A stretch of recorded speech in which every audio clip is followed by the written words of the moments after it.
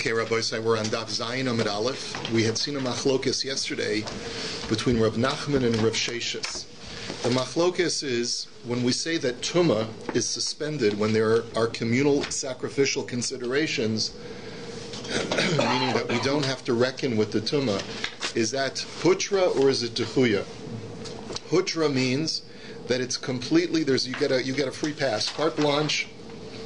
Don't worry about it at all. It's as if it doesn't exist. Techuya means, like Rav Shesha says, is bekoshi. It's only with great difficulty do we alleviate the stigma of tumah. And so whenever there's an alternative, whenever we can find a way to circumvent the problem of tumah by putting in a little effort, we're obligated to do so. So comes along the Gemara and says, Amar Rav Sheshis mina minala. Rav Sheshis, who says that there's only dechuya, that it's only bekoshi, that we suspend the laws of Tumah. Where can I prove this from? The Tanya, the Brisa says, Haya omeru makriv minchas haomer v'nitmeis biyado. That if a person is in charge of bringing the korban haomer on the 16th of Nisan, and he realizes that the mincha has become tameh, the flour itself has become tameh. So Omer, so what is he supposed to do, this person? He should immediately notify his fellow Kohanim, and that umevian acheres tachteha. And then they should replace it with flour that is not tameh. V'im ein sham elahi omrin lo hevei pikeach u'shesok. But if this is the only flour that's available, we can't readily go out and find there is no other flour. We'd have to go start the harvest and find another patch of barley all over again. We say to him, listen, please just be wise and be quiet, because there's really nothing that you can do. So keep it to yourself. So Ketani Mihas Omeru Mivian Acheres Tachteha. So what do we see, Rav Sheshis? We see that when there is a possibility of bringing other flour, we don't give the guy a carte blanche and say, don't worry about tumah at all. If you can do it without tumah, that's our preference. So you see that it's techuya, that it's not hutra. Amar Rav Nachman, Modina hecha diika shirayim la'achila. Rav Nachman's response is, I agree with you. In that situation, we would try our best to get tohar flour. Why? Because there's shirayim there that have to be eaten by the Kohanim. And the only time that the Kohanim can eat the shirayim is as if the shirayim is tohar. And if you're talking about a situation where all the flour becomes tummy, then the Kohanim can't eat the shirayim. When there's the only time we say that tumah is suspended is as far as the sacrifice itself. But as far as eating the remnant of the korban, if that remnant is tameh, then it can't be eaten by the kohanim. Since we want the kohanim to eat the shirayim, so then I agree that if we have the option of doing it b'tahara, we should. The only time I, Rav Nachman, hold that it's hutra is when the only consideration is purely sacrificial, purely for the mizbeach. But if there are other things that, if there's going to be a preclusion from the Kohanim to be able to eat what's left over, so then I agree that our preference should be to do it b'tahara. Meisvei. Now let's bring another brisa. Hayamakriv minchas parim ve'ilam uchivasim v'nitmeis biyado. If a Kohen was doing the avoda and he was working with the libations or the menachos of bulls, rams, or sheep, and those libations become tameh, while he's doing the avoda, those things become tameh. So Omer mevian acheres tachteha. So he should notify his fellow kohanim, and they should replace whatever he's working with. Vim ein sham elahi. But if that's all there is, Omer lo hevei pikeach u'shesok. We tell him, listen, sir, be wise and don't say anything. Keep it to yourself because there's nothing to do. So my lab. So once again, the Gemara says, parim elim uchuvasim techag. And we're talking about bulls, rams, and sheep of the Yontif sacrifice, which has to be brought, it's brought on behalf of the Tzibor. And you see that even when there's no consideration of, the Gemara's assumption here is that even when there's not a concern about eating the leftovers, because only the portion that's meant for the Mizbeach it becomes Tameh, and yet we still see that there's such a consideration. So Amar Lecha Rav Nachman lo parim par avoda zara afal gav de tzibor who kaven de lo kavia leizman mehadrinan. So Rav Nachman says no, that's a misinterpretation of the Brisa. The Brisa is not talking about time-bound communal sacrifices. It's talking about a communal sacrifice that is not time-bound. And here Rav Nachman establishes another limitation to his principle of Tumah is Hutra. The only time that we say Tumah is Hutra is when it's a time-bound carbon. Because since it's time-bound, we don't want to do anything that would delay the bringing of the carbon. So if the carbon becomes Tameh, it's completely Hutra. The rules of Tumah are completely suspended. But I would agree, says Rav Nachman, that if it's not time-bound, and you have the option of delaying the carbon because there's no requirement to dafka bring it right now, then there too I would argue that it's only hutcha, and you have to do your best to try and find a replacement that's tahar. And therefore the par, the bull that is being referred to in that brisa, is not a bull that's brought as a chatos or an ola for yantif, but it's being brought by the tzibur because they accidentally did an act of idolatry, where the Torah prescribes a chatos offering from a bull. And there, since it's not time-bound, it doesn't have to be brought at a specific time and date, you therefore have the rule. I agree with Rav Sheshis that it's hutcha, and if there's another par available, you have to bring it. Eilim be'elo shel aharon de'afagav tekavia leisman kevin diyachid v'mahadrinan.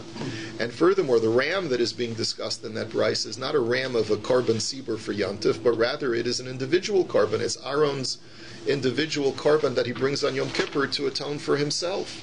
And in that situation, since it's a carbon yachid, the principle of tumah being suspended does not apply. And finally, kivasim bekeves haba imha omer deika shirayim la'achila. And the sheep that is being discussed is talking about the menachos that are brought on together with the is talking about the sheep that's brought with the carbon ha'omer. And like we said before, the carbon ha'omer is something where the shirayim, the leftover flour, needs to be eaten. And therefore, if the libation flour becomes tameh, and the Kohanim can't eat it, there too I agree, says Rav Nachman, that you should find an alternative that's tahor so that the Kohanim can eat the shirayim. Okay? So we've answered everything so far according to Rav Nachman. Now let's bring another brisa. Meisvei. Dam shenitma v'zarko b'shogeg hortza v'mezid lo hortza. If blood... Now you're not dealing with the mincha, you're not dealing with the animal itself, you're dealing with just the container of blood that has been extracted from the animal and needs to be sprinkled on the mizbeach. The dam is the thing that creates the final atonement of the carbon. If the kohen sprinkles the blood without knowing beforehand that it's tameh, then the carbon works, everything is fine. If, however, he sprinkles the blood b'mezid, meaning that he knows that it's tameh, then lo hortza, it's not good, or it doesn't work. Now, Rashi clarifies for us that when the Gemara says that it doesn't work, it doesn't mean that you have to bring another carbon. And the reason is because, as we're going to see, whenever the Kohen Gadol is wearing the tzitz, is wearing the special forehead plate that says Kodesh Lashem, the tzitz is meratzeh. That really also, that takes care of b'di'evet, that takes care of all tumah considerations when the sacrificial item becomes tameh. So you can't tell me that the carbon doesn't work just because he knew, the Kohen sprinkling the blood knew that it was tameh. However, since he should have tried to get replacement blood since this blood was tameh and he didn't, we penalize the Kohanim who were originally supposed to be eating the meat of that carbon, and we tell you that you cannot eat the meat of the carbon. Meaning the carbon, it works. B'di'evid your yotze, the carbon, even if the Kohen did it b'mezid, he sprinkled b'mezid. However, what we do say is that you can no longer eat this meat, the meat is now tainted. That's what the brisa means. And the question now is on Rav Nachman. If you're going to tell me that tumah is hutra b'tzibor and you have a carte blanche to go ahead and do the avoda, even though you know that there's tumah present, why, just because the Kohen has knowledge that the blood is tameh, should there be any penalization whatsoever? And why should the Kohanim be penalized and not be allowed to eat the meat? Tumah is hutra. We get a free pass. The Gemara answers Kitanya Hahi Yachid. Answers the Gemara. That brisa is talking about a carbon yachid, and because the Kohen should have sought out other blood, there is no such rule of tumah hutra b'yachid. It's only hutra b'tzibur. It only works for a communal carbon, not for an individual carbon. Okay, next, Tashma. Now let's look at another brisa. Al ma hatzitz miratza, al hadam ve'al habasar ve'al hachelev, shenitma. For what? Now let's go back. Remember, I alluded to this. There's something called the tzitz, the forehead plate of the Kohen Gadol. As long as he's wearing it, b'di'eved, every kind of tumah is atoned for, and that makes no difference whether it's the blood that's tameh, the flesh of the animal, or the chelev becomes tameh. In all situations, the tzitz is miratze, which means that it atones for tumah. It suspends the stigma of tumah. Is that only when the Kohen Gadol is there wearing it? You'll see. Let's just keep that. It's a good question, but we'll keep in mind that consideration. Bein b'shogeg, bein b'mezid, bein ba'ones, bein b'ratzon, bein b'yachid, bein b'tzibor, and that also applies that the tzitz has this quality, this effect, whether the Kohen who's doing the avoda is aware of it or not, whether he's willingly doing the avoda with tameh or whether he's doing it unwillingly. The bottom line is that it always is meratza, and then the zinger is bein b'yachid, bein b'tzibor. It makes no difference whether you're dealing with an individual carbon or a communal carbon. And the question therefore is like this: V'yisal kadaitach tumas tuma heter hi b'tzibor lama li l'ratzuye. If the general rule is that any communal carbon is suspended, the tumah is completely suspended and you get a carte blanche, why then do you need the tzitz? The tzitz should not be necessary. It's one thing if you hold like Rav Sheshis where you say that it's only bekoshi, only with great difficulty is tumah suspended with a communal carbon. Then you could say, okay, so then you need the tzitz to give you that added sort of, the added effect of allowing you to go ahead and do the carbon, and that is needed. It's a necessary sort of extra amelioration of tumah because it's only with great difficulty do we suspend the tumah in the first place. But according to Rav Nachman, who says that there's a complete, we completely ignore all tumah considerations when it's a carbon sibor. So what's the point of having the tzitz? It's one thing to tell me that b'di'evet it works for a carbon yachid, but here the Brisa says explicitly it's for a carbon sibor as well. So the Gemara answers, Amr l'cha Rav Nachman ki katani hatzitz miratza ad yachid. So one answer is that you're right. When the Brisa says that the tzitz alleviates tumah, it's only for a carbon yachid. Why was the word sibor included in the Brisa? It's just to tell you that all carbonos are kosher, whether it's a private carbon or a communal carbon. A private carbon is kosher b'di'evid because of the tzitz, and a communal carbon is kosher b'di'evid because tumas hutra b'tzibor. And it just put them all into this Brisa. But Rabbi, yeah, the tzitz is not always present for a korban yachid, no? Well, the Kohen Gadol... It's communal. No. The Kohen Gadol is not doing the avoda on every carbon, but the Kohen Gadol is present in the Beis HaMikdash. All you need is his presence in the Beis HaMikdash, and that's going to be Meratze. V'iba yisema afilu tema b'tzibor b'hanach delo kaviyah lehuzman. Alternatively, when the Brisa says that the tzitz is Meratze for communal karbanos, it means for those communal karbanos that are not time-bound. And as Rav Nachman had previously established, the only time we say tumas hutra b'tzibur is if it's a time-bound communal carbon. But if it's non-time-bound, like the carbon chatas for avodah zarah, so then we say hutcha, it's only suspended with great difficulty, and therefore if it's done deliberately, you need the tzitz to say that b'di'evet it's good. Meisvei. Let's look at the next brisa. B'nasa aharones avon hakodoshim. This pasuk is talking about the tzitz, and it says that Aharon shall bear or endure the sin of Kadshim. Now, what sin of Kadshim, asks the Brisa, is the pasuk referring to? V'chi'eza avon hunose, im avon pigul harei kvar nemar, lo yeratzeh, v'im avonos harei kvar nemar lo yechashev. Now, I'm going to translate these words according to the way that Rashi does, even though the words themselves are not necessarily lend themselves to this translation, but Rashi is explaining it based on another Gemara. He says, what kind of sin does the tzitz sort of alleviate? It can't be the sin of when the Kohen who's doing the avoda has an improper thought of doing some kind of sacrificial act with this carbon outside of the temple, chutz l'mekomo, because that the Torah says, lo yeratzeh. That kind of carbon is puzzle, and even if you have the tzitz, a machshava of chutz l'makomo, any kind of improper thought that I'm going to either complete the avoda outside the temple or eat this korban outside the temple, that it's a form of pigul. It invalidates the korban. And if the kohen's machshava while he's doing the avoda is chutz lizmano, to complete the avoda at the wrong time, past, or to eat it at the wrong time, past its expiration date, well, there the Torah also says lo yechashev, that korban is not kosher. So you can't tell me that the tzitz is miratza for those things, because the Torah explicitly says that those korbanos are pasul. So ha'eno no say ela avon tuma shehutra michlola b'tzibor v'kashil Rav Sheshes. So the Brisa concludes by saying that when the Torah tells me that the tzitz is miratzeh, that it alleviates the sin, it can only alleviate the sin of tumah. And then the Brisa says, why is tumah more lenient than pigul and nosar, than those other, when a person has improper thoughts? Very simple, because we find that tumah is completely eliminated when it comes to a communal sacrifice. So if you see that already there's a leniency for the laws of tumah by community karbanos, it makes sense then to say that the tzitz, even when it's non-community karbanos, will completely alleviate the sin of tumah. Now, the kasha to Rav Sheshes, therefore the Gemara says, is like this.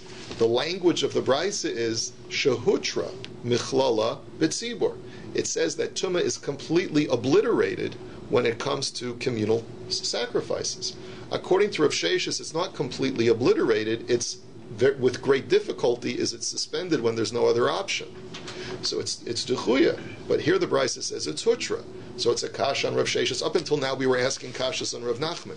Now we're turning the tables and we're asking a kasha on Rav Sheshes. You see that the Brisa goes against Rav Sheshes. So answers the Gemara, Tanoihi. You're right, this Brisa is not like Rav Sheshes. And you know what? The machlokas between Rav Nachman and Rav Sheshes, whether tumah is hutra or tumah is dechuya, is a machlokas tanoim as well. So we're going to find brises in support of Rav Nachman.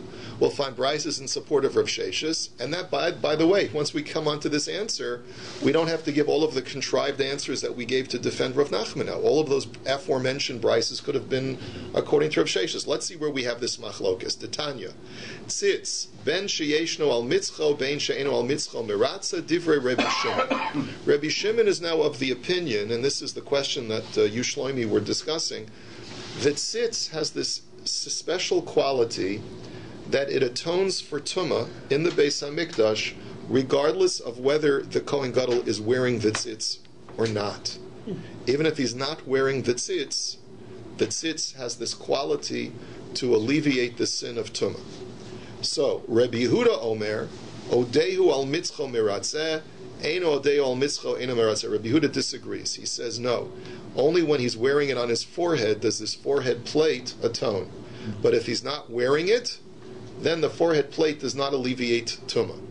Amar lo Reb Shimon, so the Brisa continues. Reb Shimon presents his argument to Rabbi Yehuda. Kohen Gadol b'yom HaKippurim yochiach, she'eino odehu al mitzcho umiratzeh. Comes along Reb Shimon and he says as follows: I'll prove to you that even when he's not wearing it, it has that quality. You know why? On Yom Kippur, there are multiple intervals during the Yom Kippur Avoda when the Kohen Gadol has to go into the Kodesh HaKadoshim, and there he's only wearing white vestments without the forehead plate. And yet we see that the laws of Tumah are suspended on Yom Kippur. So it must be only because the tzitz is miratzeh. Now keep in mind, the Gemara is going to point out something very interesting from that argument. We continue in the Brisa. Amar lo Rabbi Yehuda hanach lo Kohen Gadol b'yom HaKippurim shetuma hutra lo b'tzibor. Rabbi Yehuda says you don't need the tzitz on Yom Kippur to alleviate tumah. Tumah is completely suspended on Yom Kippur because of the din of tumah hutra b'tzibor. That since there are communal sacrifices and he's doing a communal avoda, so there are no tumah considerations at all on Yom Kippur. But so then what's Reb Shimon's position? Reb Shimon obviously doesn't hold of that. Michlal, the Reb Shimon savar tumah dechuya hi b'tzibor. You see that Reb Shimon doesn't agree with Reb Yehuda. Reb Yehuda says tumah is completely obliterated on Yom Kippur because it's communal avoda that's time-bound. Reb Shimon clearly doesn't agree with that. Reb Shimon holds that there has to be an additional sort of a factor that removes all Tumah considerations on Yom Kippur. Because without the tzitz, we would only say Tumah is Dechuya B'tzibur. We would only say with great difficulty would we suspend Tumah, and that would not allow the Kohen Gadol to have a carte blanche. But the fact that the Kohen Gadol has a carte blanche, and he can do the avoda even knowingly that when there's Tumah present, proves to us that there must be this additional factor of the tzitz. Of the tzitz, the forehead plate, acting in concert with whatever other halachos apply to Yom Kippur, allowing the Kohen Gadol to do the avoda with impunity, even when Tumah is present. So you see this machlokes. Tumah is hutra b'tzibur according to Rabbi Yehuda. Tumah is only hutcha b'tzibur, dechuya b'tzibur according to Rabbi Shimon. That concludes our discussion of the machlokas between Rav Nachman and Rav Sheshis, which now turns out to be a machlokas tanoim between Rabbi Yehuda and Rav Shimon. Now that we've been discussing the tzitz, let's continue that discussion. Amar Abaye, b'nishbar hatzitz dekuli amalo pligi delo meratzeh. This machlokes as to whether you have to be wearing the tzitz or not in order for it to have this ability to alleviate tumah is only when the tzitz is intact. Abaye says if the tzitz were broken, let's say, broken in half, then everyone would agree that the tzitz does not have the quality of alleviating tumah. Ki pligi de toli besichta. The machlokus is only when you have a completely intact tzitz and it's hanging on a peg instead of on the Kohen Gadol's forehead. Rabbi Yehuda savar al meitzach v'nasa. Rabbi Yehuda says, the pasuk says it'll be on the Kohen Gadol's forehead and then it shall endure tumah. So you see that one is dependent on the other. And Reb Shimon savar tamid l'ratzon lifnei Hashem. But the pasuk also says Reb Shimon, that it shall be eternally as something that is desirous for God, meaning that it affects this atonement or alleviation of tumah eternally, regardless, says Reb Shimon, if it's on his forehead or if it's not on his forehead. That's what the word tamid means, like ner tamid, an eternal light. So therefore the tzitz has this eternal quality to it, that regardless of whether he's wearing it or not. He says, my tamid, what does eternal mean? Ilay matamid al mitzchah, you can't tell me that it shall be eternally on the Kohen Gadol's forehead, because mi mishkachasla. How is that physically possible? Milo boy meila beis hakisei, umilo boy meina. Invariably, the Kohen Gadol, even when he's in the Beis HaMikdash, is going to have to take off the forehead plate at certain times. He's going to have to use the washroom. He's going to have to go to sleep. So you can't tell me that he's wearing it for his entire life, right? Both inside and outside the temple. So therefore, you see, elatamid meratzehu. So the answer is that it eternally atones. So even when the Kohen Gadol leaves the temple and goes to bed for the night, if any tumah is introduced into the temple, the tzitz will be meratza, the tzitz will alleviate it. So now the question is, will a Rabbi Yehuda nami haksiv tamid? What does Rabbi Yehuda do with the word eternal? According to you, Rabbi Yehuda, it's not eternal. It's only when the Kohen Gadol is wearing the tzitz. So how do you understand that word tamid? Hahu tamid shlo yasiach daito mimenu.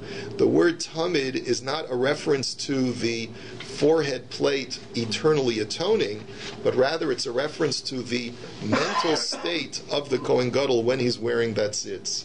That the Torah is cautioning the Kohen Gadol that when you're wearing that tzitz on your forehead, you must be eternally mindful of its presence on your body.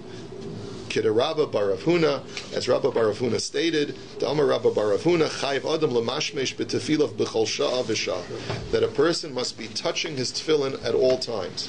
Now, it doesn't literally mean you got to constantly put your hand on your tefillin the whole time, but you should be constantly mindful and be touching it to continuously remind you of the presence of your tefillin. Why is that? Kal v'chomer mitzitz. It's a kal v'chomer from the tzitz, because umat tzitz she'en bo ela azchar echas amar Torah al mitzcho tamid shelo yasiach daito mimenu.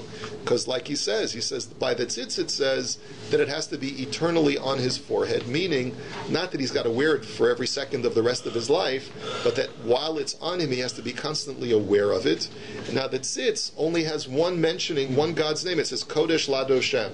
So the name Yud Kei Vav Kei only appears once on the engraving of the tzitz. And because of its kedusha, because of God's name on it, that's the reason why you have to be constantly mindful of it, so that you don't do anything or go anywhere or think anything that is inappropriate for this for this name of God that's attached now to your body. But if that's true by the tzitz that only has one name of God, so tefillin sheyesh ban haskaras harbe alachas kama v'kama, then surely when it comes to the tefillin, which has Hashem's name written on the parshios of the tefillin multiple times, then surely a person has to be mindful constantly and never lose his concentration from the tefillin. So that concludes the Gemara's what the word tamid will mean according to Rabbi Yehuda, that while you're wearing it, you have to be eternally mindful of its presence on your body. And with that, we'll just remind you to treat your tefillin with extra kedusha and have a good Erev Shabbos.